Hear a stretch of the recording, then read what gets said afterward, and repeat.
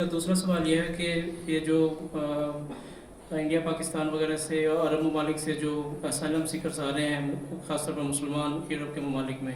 ان کا کیا فیوچر ہے؟ ان کا اسائلم سیکر جو یورپ کے ممالک میں آ رہے ہیں، ان کا اگر تو وہ یہاں آگے انٹیگریٹ ہوتے ہیں اپنے، اصل میں تو ان کا فیوچر کا سوال اس لیے پیدا ہو رہا ہے نا ان کو، کہ اب رائٹس گروپ اٹھ رہے ہیں. ٹھیک ہے، آج سے پہلے اس 1-2 سال سے پہلے یہ سوال نہیں اٹھتا تھا. جو یہاں آتا تھا انڈیا، ایشیا سے آ رہا ہے یا افریقہ سے آ رہا ہے، یا بعض ملکوں میں خود انگلستان نے ایک زمانے میں خود امیگرینٹس منگوائے اب کام کرنے کے لیے، لیبر فورس کے لیے. کیوبا سے اور ساؤتھ امریکہ سے آئے، افریقہ سے بھی آئے، ایسٹرن یورپ سے بھی آئے یہاں یورپ میں. تو اس لیے کہ ان کو ضرورت تھی،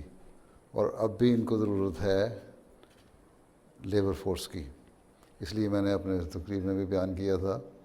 کہ اگر یہ لوگ نہیں کریں گے تو کئی ملین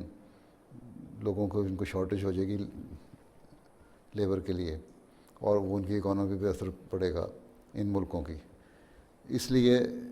جو لوگ آنے والے ہیں اور محنتی ہیں اور کام کرنے والے ہیں، ان کا فیوچر تو بہرحال یہاں ہے، اور اگلی نسلوں کا بھی فیوچر ہے اگر وہ